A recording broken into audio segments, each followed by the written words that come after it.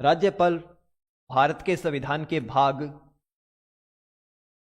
6 से स्टार्ट होता है। अगर हम अनुच्छेद की बात करें तो अनुच्छेद 153 से यह स्टार्ट होता है।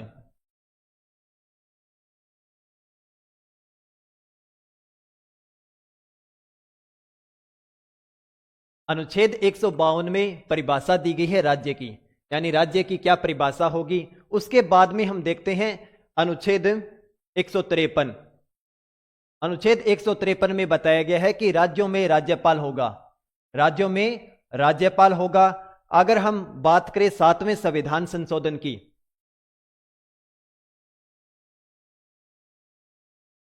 7वां संविधान संशोधन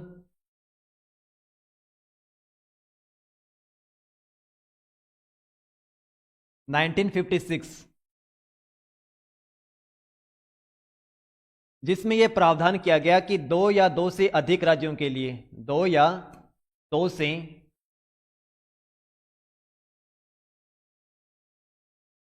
अधिक राज्यों के लिए क्या है, एक राज्यपाल हो सकता है।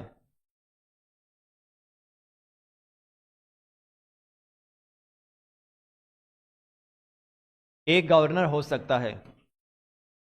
जब हमारा संविधान लागू हुआ, संविधान लागू में मूलतः यह प्रावधान किया गया था कि प्रत्येक राज्य के लिए एक राज्यपाल होगा। लेकिन 7वां संविधान संशोधन होता है 1956 में, जिनमें राज्यों का पुनर्गठन होता है, उनकी व्यवस्था की जाती है। यानी 14 राज्य थे स्टार्टिंग में और 6 केंद्र शासित प्रदेश थे। और इसमें साथ में यह व्यवस्था की गई थी कि 2 या 2 से अधिक राज्यों के लिए एक राज्यपाल अपॉइंट किया जा सकता है। इसके बाद में हम देखते हैं 154, राज्यपाल की कार्यकारी शक्ति। राज्यपाल की कार्यकारी शक्ति यानी राज्य की जो भी शक्तियां होगी, राज्य की कार्यपालिका शक्ति,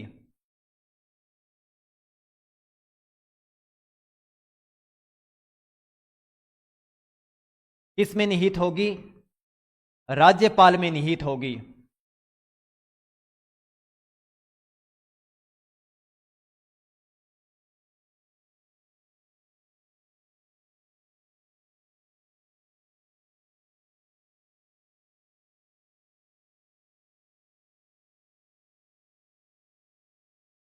यानी जो भी मुख्यमंत्री है, मुख्यमंत्री की मंत्री परिषद है, वो किसके अकॉर्डिंग काम करेगी, वो राज्यपाल की कार्यपालिका शक्ति के अकॉर्डिंग, राज्यपाल के अकॉर्डिंग काम करेगी। हमने देखा था प्रेसिडेंट यानी राष्ट्रपति से संबंधित, तो राष्ट्रपति में हमने देखा था कि जो भी संघ की कार्यपालिका शक्ति होती है यानी प्रधानमंत्री या उसकी मंत्री परिषद, वो किस में निहित होती है, राष्ट्रपति में निहित होती है। हमारे यहां दोहरी शासन पद्धति है, संघ के लिए भी और राज्य के लिए भी। तो यहां पर जो भी राज्य की कार्यपालिका शक्ति है वो किस में निहित होगी, राज्यपाल में। इसके बाद में हम देखते हैं राज्यपाल की नियुक्ति। राज्यपाल की नियुक्ति किसके द्वारा की जाती है, राज्यपाल की नियुक्ति राष्ट्रपति महोदय के द्वारा की जाती है।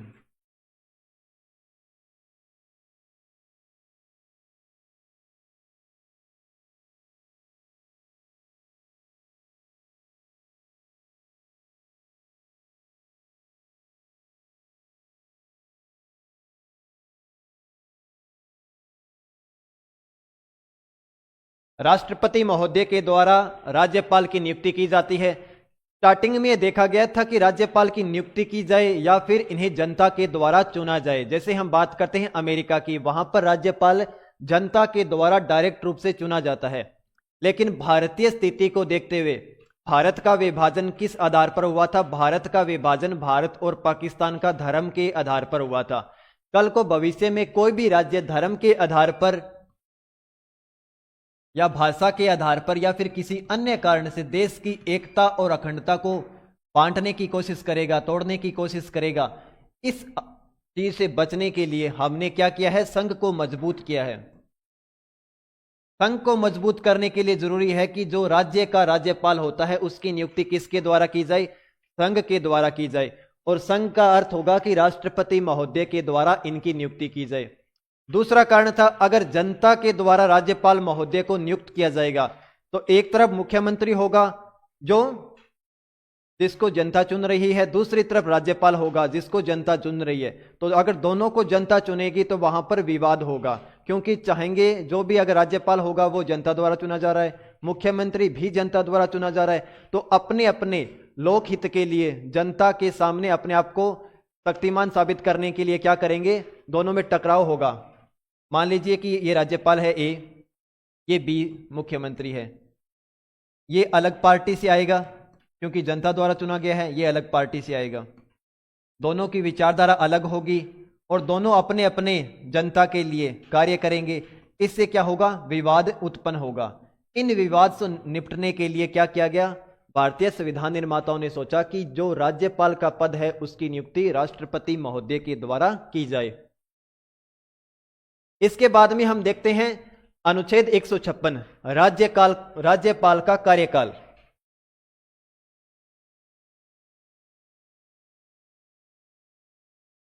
राज्यपाल के टेन्योर की बात करें तो उसका कार्यकाल होता है राष्ट्रपति के प्रसाद पर्यंत, राष्ट्रपति के प्रसाद पर्यंत।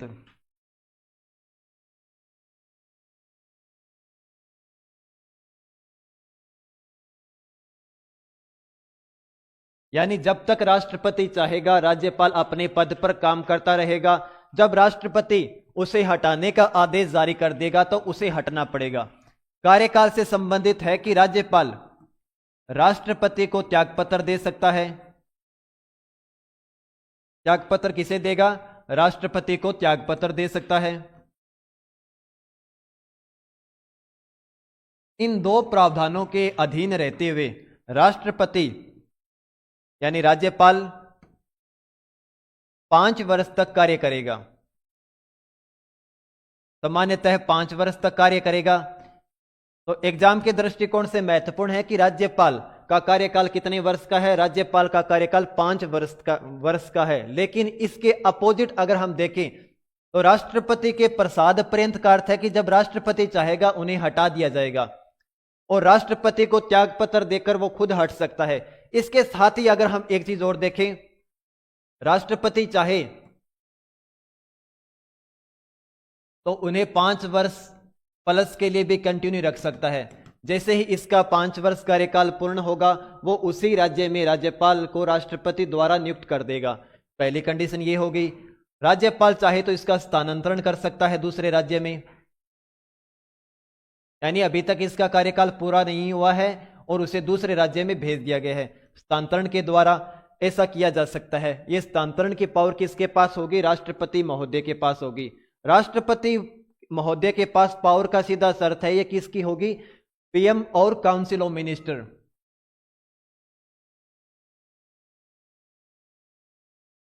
मंत्री परिषद का उल्लेख भारतीय संविधान के अनुच्छेद 74 में किया गया है। यानी राष्ट्रपति जो भी कार्य कर रहा है वो अपने विवेक से नहीं कर रहा है, वो मंत्री परिषद की अनुशंसा पर कर रहा है।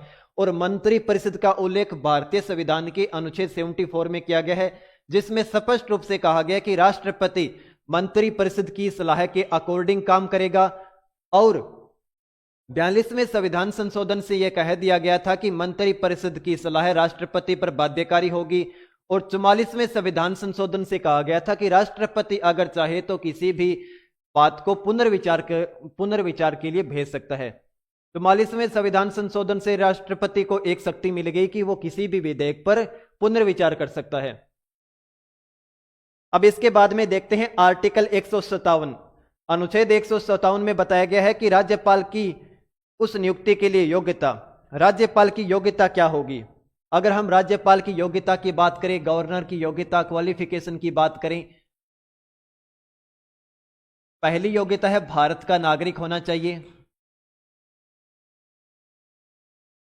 भारत का नागरिक होना चाहिए। सेकंड इसमें बताई गई कि 35 वर्ष की आयु पूर्ण कर चुका हो।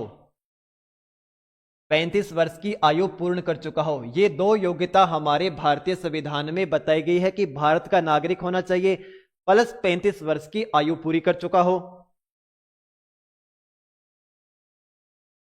इसके बाद में हम अनुच्छेद 158 देखते हैं। 158 में कहा गया है कि राज्यपाल के कार्यकाल की शर्तें, यानी इनकी शर्तें क्या होगी, कार्यकाल से संबंधित।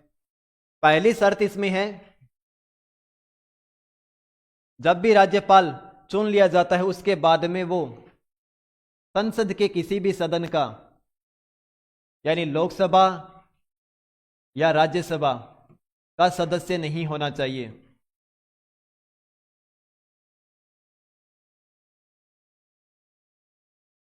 यानी वो एक टाइम पर एक ही पद पर रहेगा, और राज्यपाल के पद के लिए अगर वो चुन लिया जाता है तो वो क्या नहीं होगा, किसी भी सदन का सदस्य नहीं होगा। जिस दिन वो शपथ ग्रहण करेगा उस दिन से उसका पद खाली मान लिया जाएगा। कहां पर? संसद में, यानी लोकसभा में और राज्यसभा में। सेकंड इसमें कहा गया है कि राज्य विधानमंडल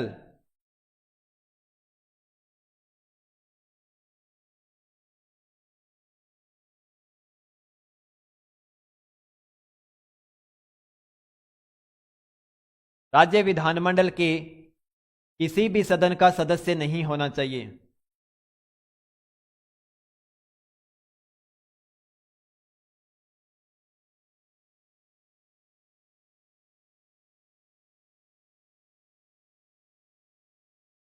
राज्य विधानमंडल का अर्थ होता है कि राज्य विधानसभा या राज्य विधान परिषद। इसी में वही कंडीशन है कि जिस दिन राज्यपाल चुन लिया जाएगा और वो इनमें से किसी का भी सदस्य है तो उस दिन से उसका रिक्त यहां पर खाली मान लिया जाएगा।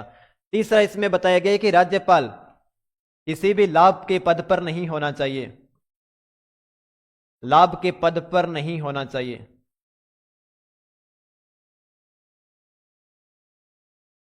लाभ के पद का हमारे भारतीय संविधान में कहीं उल्लेख नहीं किया गया है। इसे संसदीय विधि अधिनियम 1952 1952 में परिभाषित किया गया है। राष्ट्रपति, राज्यपाल और उपराष्ट्रपति और संघ और राज्य के जो मंत्री होते हैं वो लाभ के पद में नहीं आते हैं। इनके अलावा जो भी पद होते हैं वो लाभ के पद में काउंट किए जाते हैं। ये कुछ शर्तें हैं जो राज्यपाल से संबंधित है।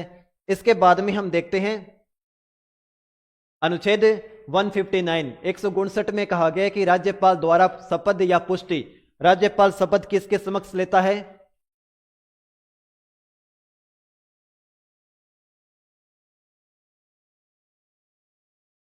उच्च न्यायालय के मुख्य न्यायाधीश के समक्ष।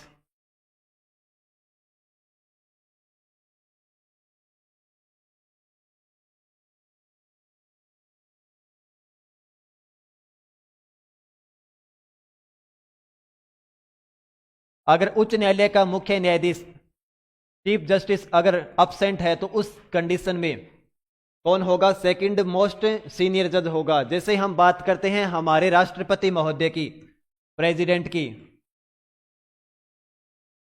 तो प्रेसिडेंट किसके सामने शपथ लेते हैं? भारत के मुख्य न्यायाधीश संजीव खन्ना के समक्ष। प्रेजेंट में यह है। अगर ये उपस्थित नहीं है तो सेकंड सीनियर मोस्ट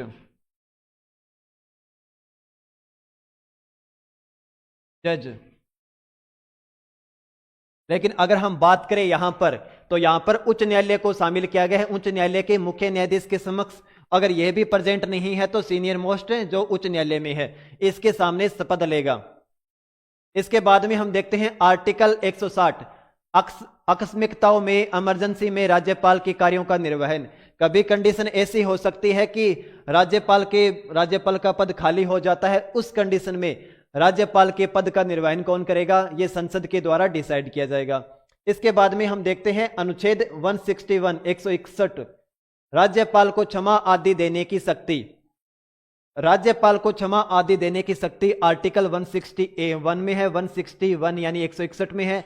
राष्ट्रपति की और राज्यपाल की क्षमादान शक्ति बराबर है। अगर हम बात करें राष्ट्रपति महोदय की,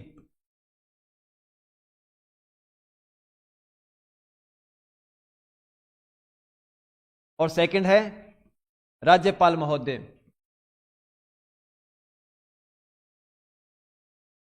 इनको भी 5 प्रकार की शक्तियां दी गई है, जिनमें हम देखते हैं लघुकरण, विराम, ये जो परविलंबन, ये सभी शक्तियां हैं वो 5 प्रकार की राष्ट्रपति को दी गई है। यही 5 प्रकार की इनको दी गई है। अगर हम राष्ट्रपति से संबंधित बात करें तो राष्ट्रपति को क्षमादान की शक्ति में यह होता है कि पूर्णतः माफ करने की आजादी होगी।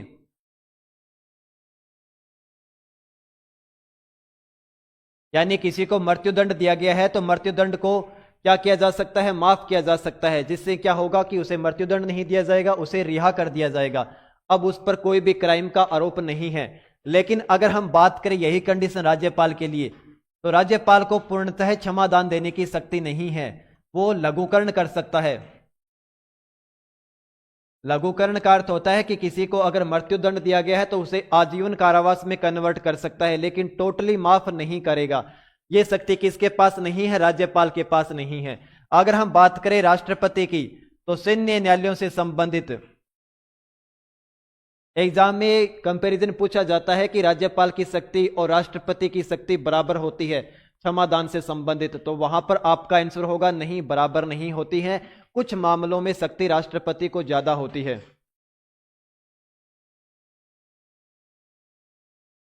आपके कोई डाउट है तो पूछिए।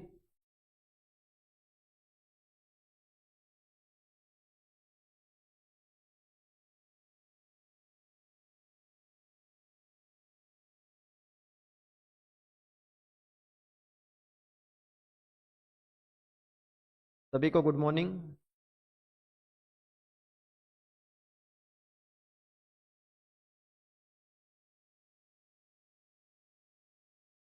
अगर हम सैन्य न्यायालय से संबंधित बात करें,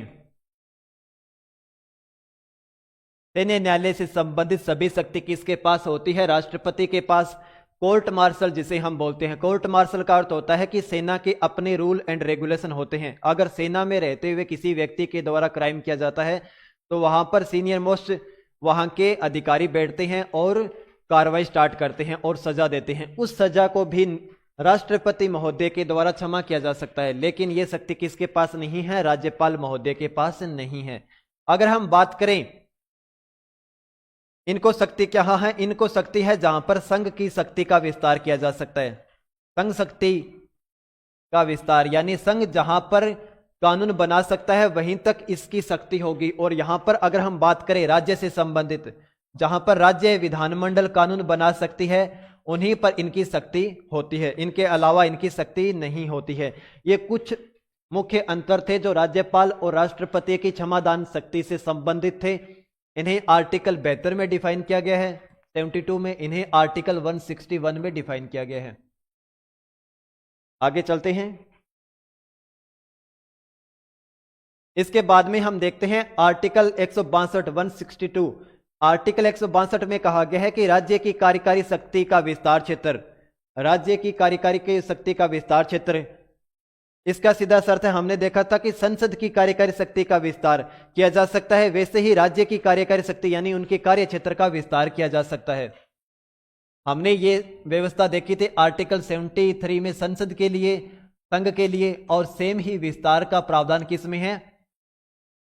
राज्य के लिए है। अब हम क्वेश्चनों को देखते हैं। हमारा पहला क्वेश्चन है 7वां संवैधानिक संशोधन निम्नलिखित में से किससे संबंधित है? सेशन स्टार्ट होते ही हमने इस पे डिस्कस किया था। 7वां संविधान संशोधन 1956 किससे संबंधित है? पहला है अध्यादेश को पारित करने के लिए राष्ट्रपति और राज्यपालों की शक्ति को बढ़ाना। दूसरा है रियासतों के पूर्ण शासकों को दी जाने वाली प्रिवी पर्स का उन्मूलन। उच्च न्यायालय के न्यायाधीशों की सेवानिवृत्ति की आयु 60 वर्ष से बढ़ाकर 62 वर्ष। 2 या अधिक राज्यों के लिए एक ही व्यक्ति का राज्यपाल के रूप में नियुक्त होना।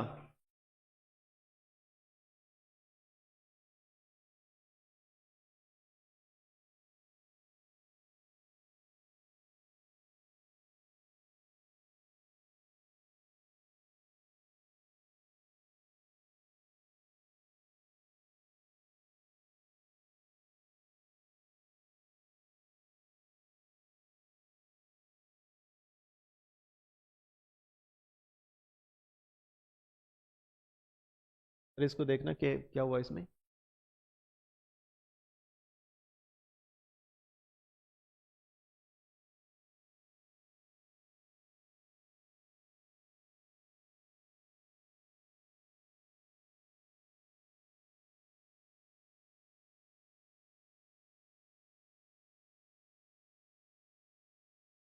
कमेंट के लिए माफी चाहेंगे, कुछ टेक्निकल इश्यू के कारण हम इसको सेट कर रहे हैं दोबारा।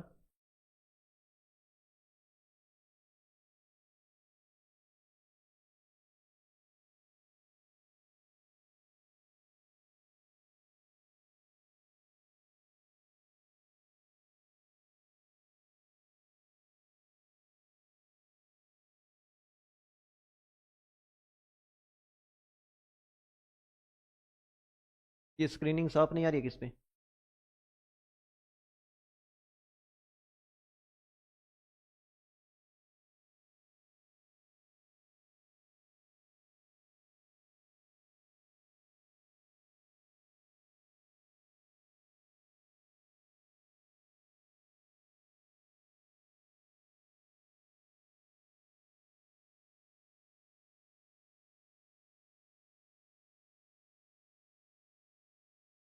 ये ब्राइटनेस इसकी कम हो गई है,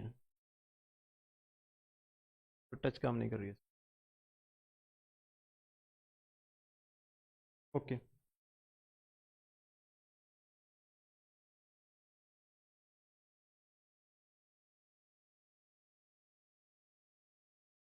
नहीं, ये इसमें जो आया हुआ है ना, ये डिलीट नहीं हो रहा है।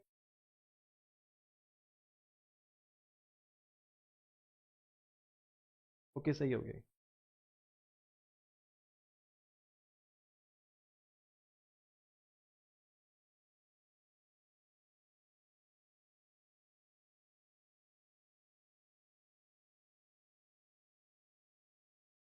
ओके।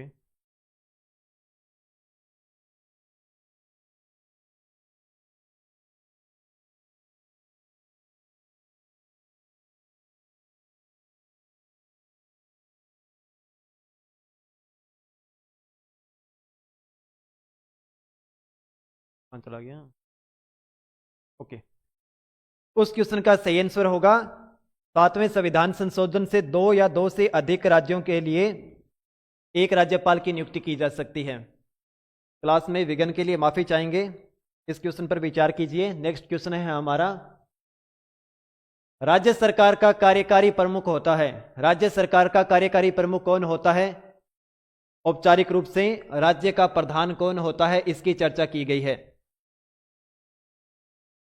आपका सही आंसर होगा राज्यपाल। राज्यपाल राज्य का औपचारिक प्रधान होता है। कभी कभी एग्जाम में औपचारिक प्रधान भी पूछा जा सकता है कि औपचारिक प्रधान कौन सा होता है। जैसे हमने चर्चा की थी संघ के स्तर पर, संघ के स्तर पर स्टेट का हेड कौन होता है? राष्ट्रपति होता है। लेकिन वास्तविक शक्ति किसमें निहित होती है? प्राइम मिनिस्टर यानी प्रधानमंत्री में निहित होती है। इसी तरह औपचारिक प्रधान कौन होता है? राष्ट्रपति, राज्यपाल। लेकिन अगर हम बात करें वास्तविक शक्ति किसमें होगी? वास्तविक शक्ति निहित होगी सीएम महोदय में, मुख्यमंत्री में। नेक्स्ट क्वेश्चन देखिए, इस राज्य के राज्यपाल के रूप में नियुक्ति के लिए भारत के संविधान द्वारा निर्धारित न्यूनतम आयु क्या है? किसी राज्यपाल के लिए नियुक्ति के लिए न्यूनतम आयु कितनी है? राज्यपाल की योग्यता में हमने देखा था कि भारत का नागरिक होना चाहिए और न्यूनतम आयु कितनी होनी चाहिए, इसकी चर्चा की गई है। बताइए प्लीज।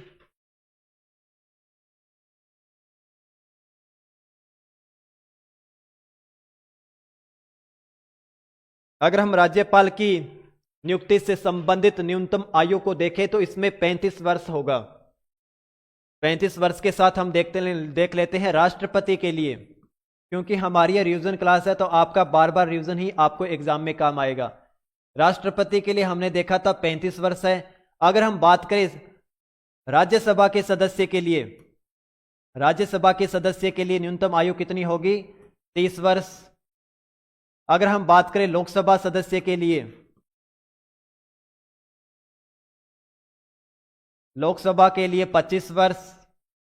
अगर हम बात करें पंचायतों के लिए, सरपंच के लिए, तो पंचायतों में कितनी होगी? 21 ईयर, 21 वर्ष। और राज्यपाल जिस पर अभी हमने चर्चा की है कितनी होगी? 35 वर्ष। ये कुछ आयु से संबंधित पैरामीटर है जो आपको याद होना चाहिए। प्रेसिडेंट के लिए 35 वर्ष कंप्लीट कर चुका हो, राज्यसभा के लिए 30 वर्ष, लोकसभा के लिए 25 वर्ष, पंचायतों के लिए 21 वर्ष और राज्यपाल 35 वर्ष। नेक्स्ट क्वेश्चन देखिए, कौन सा अनुच्छेद राज्यपाल की अध्यादेश बनाने की शक्ति से संबंधित है? अगर हम राज्यपाल के अध्यादेश से संबंधित बात करें,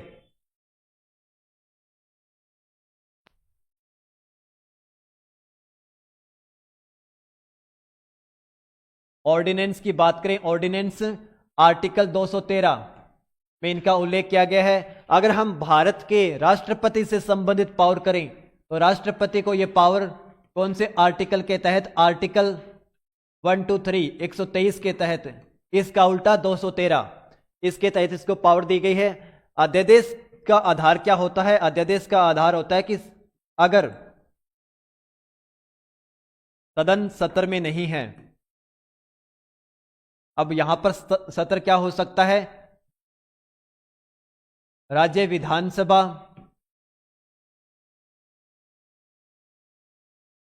या विधान परिषद, राज्य की विधान परिषद।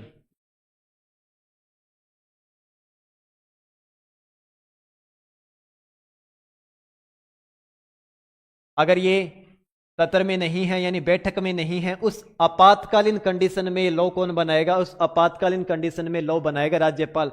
ऑर्डिनेंस का सीधा सा अर्थ होता है अध्यादेश क्या होता है। जनरली पावर किसके पास होती है? राज्य विधानमंडल के पास, राज्य विधानसभा के पास लॉ बनाने की पावर होती है। लेकिन अगर ये सत्र में नहीं है, बैठक में नहीं है, उस आपातकालीन कंडीशन में कौन लॉ बनाएगा? एग्जीक्यूटिव यानी कार्यपालिका बनाएगी, और कार्यपालिका का हेड कौन है? राज्यपाल। इसे ही हम अध्यादेश कहते हैं, और इस अध्यादेश का उल्लेख 213 के अकॉर्डिंग किया गया है। अगर हम इसके अध्यादेश के कार्यकाल की बात करें, यानी कितने समय तक ये कंटिन्यू रहेगा, इसकी अवधि की बात करें, जैसे ही बैठक होगी, बैठक के 6 सप्ताह में,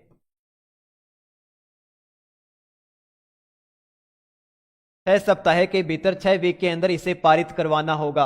अब 6 वीक की गणना कैसे होगी? अगर हम बात करें राज्य विधानसभा है तो कंटिन्यू मान लीजिए 1 जनवरी से सत्र बैठा है तो 1 जनवरी से स्टार्ट हो जाएगा। लेकिन अगर दोनों सदन है और दूसरा सदन 7 जनवरी को बैठ रहा है तो काउंटिंग कहां से होगी? 7 जनवरी से। ओके, 7 सप्ताह के अंदर, 6 सप्ताह के अंदर अगर इसे पारित करवा लिया जाता है तो ये लॉ बन जाएगा, अधिनियम बन जाएगा। अगर 6 सप्ताह के अंदर इसे पारित नहीं करवाया जाता है तो यह अध्यादेश खत्म हो जाएगा, निरस्त हो जाएगा। ओके, इससे पहले भी राज्य विधानसभा या विधान परिषद के द्वारा इसे निरस्त किया जा सकता है, लेकिन अगर दोनों इसे पास नहीं करवा पाते हैं तो यह ऑटोमेटिक 6 सप्ताह के बाद निरस्त हो जाएगा। यह अध्यादेश की शक्ति होती है राज्यपाल के पास आर्टिकल 213 के तहत। तो आपका सही आंसर होगा अनुच्छेद 213। नेक्स्ट क्वेश्चन देखिए,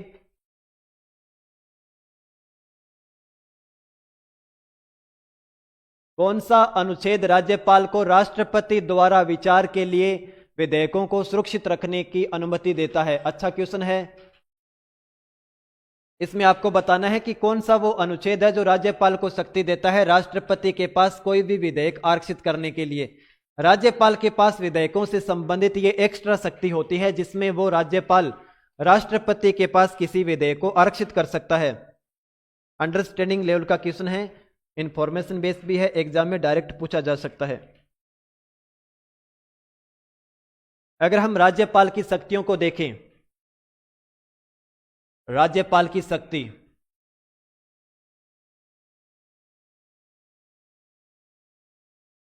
विधायी शक्ति, जिसमें हम देखते हैं कि राज्यपाल के पास कौन सी पावर होती है किसी भी विधेयक को पास करने से संबंधित।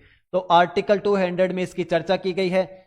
इसको पैरेलली हम देखते हैं, ये शक्ति अगर हम राष्ट्रपति के लिए देखें तो राष्ट्रपति के पास ये शक्ति अनुच्छेद 111 के अकॉर्डिंग दी गई है। अगर आपको राज्यपाल को समझना है तो राज्यपाल के और राष्ट्रपति के आर्टिकलों में विभिन्नता नहीं है, वो एक दूसरे की सिमिलर है। और इनकी शक्तियों को देखें तो संघ के स्तर पर राष्ट्रपति है और राज्य के स्तर पर राज्यपाल है, तो दोनों की शक्तियां बराबर है, लगभग बराबर है। यही बात 200 में कही गई है राज्यपाल के लिए, यही बात राष्ट्रपति के लिए कही गई है आर्टिकल 111 में। अब हम देखते हैं राज्यपाल की शक्ति विधेयक को पास करने से संबंधित।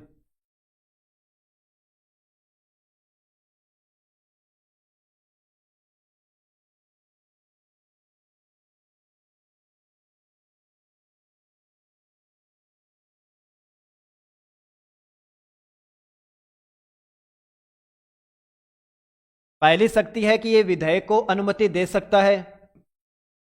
अनुमति देते ही विधेयक क्या बन जाएगा? अधिनियम, एक्ट बन जाएगा राज्य के लेवल पर। सेकंड है, इसमें शक्ति दी गई है विधेयक को रोक सकता है, अनुमति नहीं देगा, यानी मना कर सकता है अनुमति देने से। तीसरा इसमें बताया गया है कि वो ना तो हां कहेगा ना ही ना कहेगा, यानी अपने पास रोक कर रख लेगा, क्योंकि हमारे भारतीय संविधान में कहीं ऐसा नहीं कहा गया कि इतने समय के अंदर उसे अनुमति देनी होगी। भारतीय संविधान में यह कहा गया है कि यथाशीघ्र राज्यपाल अपनी अनुमति देगा। अब यथाशीघ्र का कहीं पर भी समय सीमा निश्चित नहीं की गई है, इसलिए राज्यपाल के पास पावर होती है कि वो हां भी कर सकता है ना भी कर सकता है और दोनों पेंडिंग भी रख सकता है। इसलिए विधेयक क्या चला जाएगा, लंबा चला जाएगा, और इसे ही हम क्या कहते हैं, पॉकेट वीटो कहते हैं।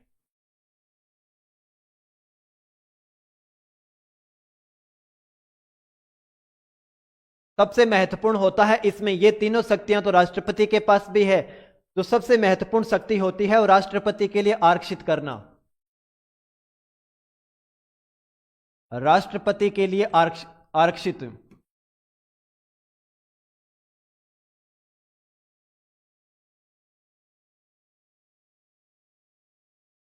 भारतीय संविधान में कहा गया है कि कोई भी विषय जो उच्च न्यायालय की शक्तियों को सीमित कर रहा है, उच्च न्यायालय की शक्तियों को अगर कोई भी विधेयक सीमित कर रहा है, कम कर रहा है, तो राज्यपाल का यह कर्तव्य होगा कि वो विधेयक किसके लिए आरक्षित रखे, राष्ट्रपति महोदय के लिए आरक्षित रखे। जब राज्यपाल के द्वारा इस विधेयक को राष्ट्रपति के लिए आरक्षित रख दिया जाता है, उसके बाद में राज्यपाल के पास इस विधेयक से संबंधित कोई शक्ति नहीं होती है। अब इसके बाद में काम स्टार्ट होता है राष्ट्रपति का। राष्ट्रपति इस विधेयक पर अपनी अनुमति दे सकता है,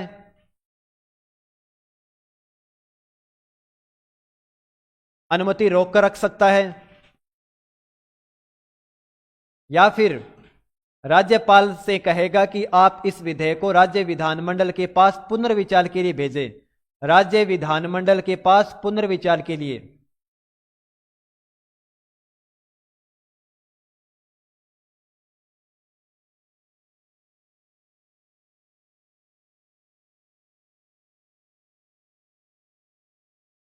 जब यह विधेयक राज्यपाल के द्वारा राज्य विधानमंडल को पुनर्विचार के लिए भेजा जाता है, तो इसमें बाध्यता है कि सदन यानी राज्य विधानमंडल में राज्य विधानसभा और विधान परिषद अधिकतम 6 माह के भीतर इस पर विचार करेगी। इसको संशोधन के साथ या बिना संशोधन के वापस कहां भेजेगी, राष्ट्रपति के पास भेजेगी। 6 महीने का समय दिया गया है, 6 महीने में यह संशोधन कर सकती है, या फिर उस विधेयक को वैसा का वैसा वापस राष्ट्रपति के पास भेजेगी। अब यह विधेयक किसके पास आ गया, वापस राष्ट्रपति के पास। राष्ट्रपति के पास राष्ट्रपति इस पर यथाशीघ्र अनुमति देगा, लेकिन इसमें यथाशीघ्र के अलावा बात नहीं की गई है कि कितने समय के भीतर वो इस पर अपनी अनुमति देगा। तो यहां पर वापस राष्ट्रपति के पास इस विधेयक पर पॉकेट वीटो करने का अधिकार प्राप्त हो जाता है। जनरली अगर देखें कि राज्यपाल के पास ये शक्ति होती है किसी भी राज्य के विधेयक को रोकने की। राज्य का संचालन करना है तो कैसे किया जाएगा, अधिनियम बनाकर किया जाएगा, विधेयक बनाकर, एक्ट पारित करके किया जाएगा, क्योंकि कोई भी कानून होता है उसी से देश चलता है। अगर राज्य कानून नहीं बना पाएगा तो वो देश के लिए, अपने राज्य के लिए, राज्य की जनता के लिए कुछ कर नहीं पाएगा। तो यहां पर राज्यपाल को राज्य पर नियंत्रण लगाने के लिए शक्ति दी गई है कि वो किसी भी विधेयक को जो उच्च न्यायालय से संबंधित है या फिर संविधान के अतिक्रमण से संबंधित है, उस विधेयक को राष्ट्रपति के लिए आरक्षित कर लेगा। राष्ट्रपति के पास आरक्षित करते ही राज्यपाल की सभी भूमिका खत्म हो जाएगी। अब कार्य स्टार्ट होगा राष्ट्रपति का। राष्ट्रपति अनुमति दे सकता है, अनुमति रोक सकता है यानी मना कर सकता है, राज्य विधानमंडल के पास पुनर्विचार के लिए भेज सकता है। सदन के पास विधेयक जाएगा, 6 महीने सदन विचार करेगी, संशोधन के साथ या बिना संशोधन के वापस कहां भेजेगी, राष्ट्रपति के पास। अब राष्ट्रपति इस पर विचार करे ना करे, हां करे ना करे, यह राष्ट्रपति पर डिपेंड करता है, क्योंकि भारतीय संविधान में इसके आगे के बारे में कुछ नहीं बताया गया है। ओके, नेक्स्ट क्वेश्चन पर विचार करते हैं। राज्य विधान परिषद में राज्यपाल द्वारा कितने सदस्यों को मनोनीत किया जाता है, बताइए। इसमें राज्य विधान परिषद में राज्यपाल द्वारा कितने सदस्यों को मनोनीत किया जाता है?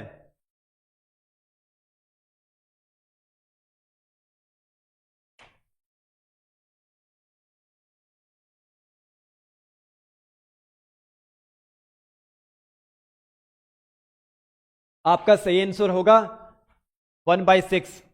1/6 सदस्यों को राज्यपाल के द्वारा मनोनीत किया जाता है। जब हम विधान परिषद समझेंगे, विधान परिषद में हम इन सभी पर चर्चा करेंगे कि कौन से सदस्य कहां से आते हैं, कौन से सदस्यों को कहां से चुना जाता है और राज्य विधान परिषद का गठन कैसे होता है। कल का हमारा टॉपिक इसी से रिलेटेड होगा और कल की क्लास हमारी 7 बजे से लेकर 8 बजे तक होगी। नेक्स्ट क्वेश्चन देखिए, अनुच्छेद 161 161 के अंतर्गत राज्यपाल को क्या शक्ति प्राप्त है? क्षमादान देने से संबंधित, विधानमंडल को भंग करने से संबंधित, विधेयकों को सुरक्षित रखने से संबंधित, न्यायाधीशों की नियुक्ति से संबंधित। आर्टिकल 161 पैरेलली किसके हैं? आर्टिकल 72 के संबंधित, जहां पर राष्ट्रपति को शक्ति दी गई है। किससे संबंधित है ये? आंसर दीजिए।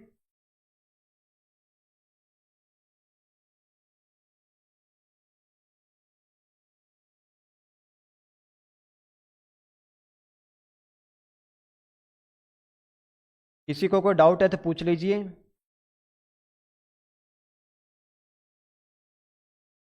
डाउट। अनुच्छेद 161 के तहत क्षमादान से संबंधित शक्ति दी गई है राज्यपाल को, जिसमें हमने देखा था कि राष्ट्रपति की क्षमादान से संबंधित शक्ति राज्यपाल से ज्यादा होती है सैन्य मामलों में और क्षमा से संबंधित। राष्ट्रपति के पास मृत्युदंड को पूर्णतः क्षमा करने की शक्ति भी होती है, जो राज्यपाल के पास नहीं है। नेक्स्ट क्वेश्चन देखिए, निम्नलिखित कथनों में से कौन सा कथन राजस्थान के राज्यपाल की शक्तियों के बारे में सही है?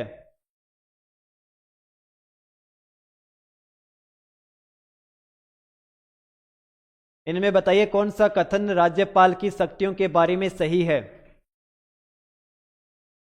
यह राज्य लोक सेवा आयोग को बर्खास्त नहीं कर सकता, यह विधानसभा में सदस्यों को मनोनीत नहीं कर सकता, यह अध्यादेश जारी नहीं कर सकता, यह विधानसभा भंग नहीं कर सकता। इनमें से कौन सा सही होगा?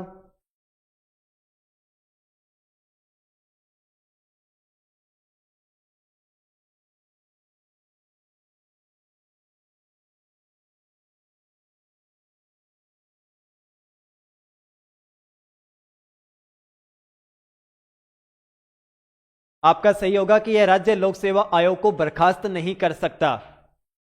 इसके अलावा हम देखें, यह विधानसभा को भंग नहीं कर सकता, यह विधानसभा को भंग कर सकता है। जैसे हम बात करें लोकसभा में यह पावर किसको दी गई है? राष्ट्रपति को दी गई है, वैसे ही यह पावर राज्यपाल को दी गई है राज्य विधानसभा से संबंधित। तो यह राज्य विधानसभा को भंग कर सकता है, यह अध्यादेश जारी नहीं कर सकता। अभी हमने चर्चा की थी आर्टिकल 213 के तहत ये अध्यादेश जारी कर सकता है, तो आपका ये भी गलत हो जाता है। यह विधानसभा में सदस्यों को मनोनीत नहीं कर सकता। अगर हम बात करें, आज की बात करें, तो यहां पर आंग्ल भारतीय सदस्यों को नियुक्त किया जाता था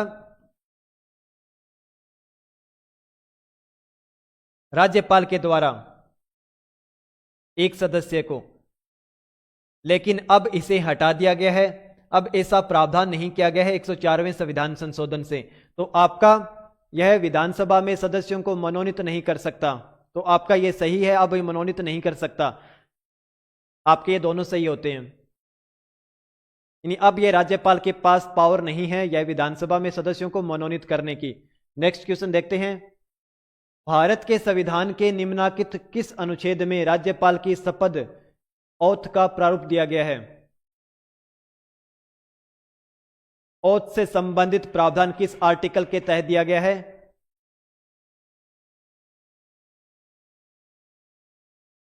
बताइए प्लीज।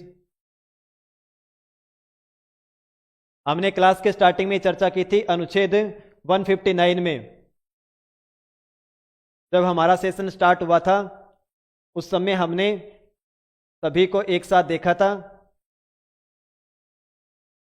जिसमें हमने देखा था कि अनुच्छेद 159 राज्यपाल द्वारा शपथ या पुष्टि की बात की गई है। भारतीय संविधान में इनके प्रारूप को लिखा गया है। अगर हम बात करें अन्य की, जैसे राष्ट्रपति का उल्लेख भी आर्टिकल 60 में किया गया है, लेकिन अगर हम बात करें राज्यपाल, राष्ट्रपति, इनकी शपथ का उल्लेख भारतीय संविधान में किया गया है। इसके अलावा अगर हम बात करें तो तीसरी अनुसूची,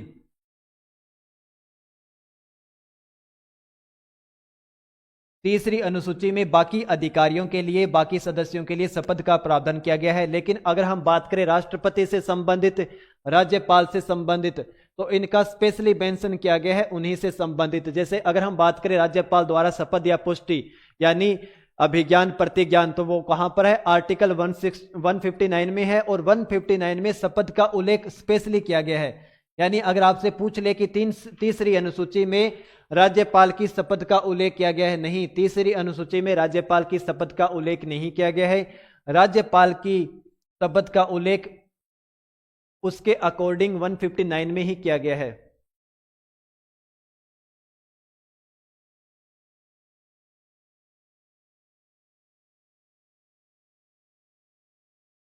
नेक्स्ट क्वेश्चन देखिए, स्वतंत्र भारत में राज्य की पहली महिला राज्यपाल कौन थी? स्वतंत्र भारत में राज्य की पहली महिला राज्यपाल।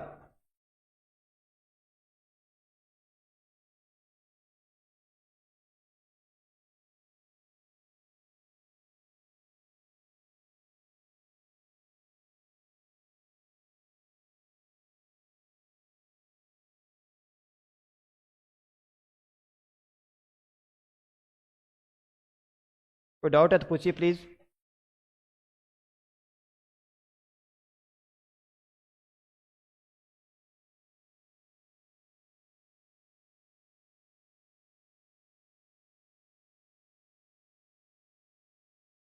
ओके, स्वतंत्र भारत में राज्य की पहली राज्यपाल श्रीमती सरोजिनी नायडू महोदय थी। श्रीमती सरोजिनी नायडू को पहली राज्यपाल बनाया गया था राज्य की। नेक्स्ट क्वेश्चन देखिए, भारतीय संविधान के अनुसार एक व्यक्ति एक समय में अधिकतम कितने राज्य या राज्यों का राज्यपाल बन सकता है? भारतीय संविधान के अनुसार एक व्यक्ति एक समय में अधिकतम कितने राज्य का राज्यपाल बन सकता है? अगर हम 7वें संविधान संशोधन को देखें, 7वें संविधान संशोधन 1956, इसमें कहा गया था कि कोई भी व्यक्ति जो राज्यपाल है वो दो या दो से अधिक राज्यों का राज्यपाल बन सकता है।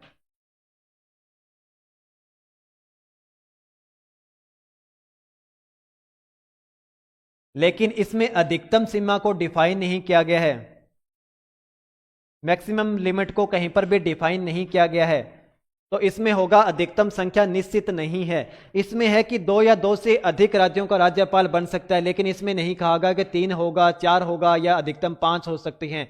तो इस आपका सही आंसर होगा 4, यानी अधिकतम सीमा को इसमें डिफाइन नहीं किया गया है।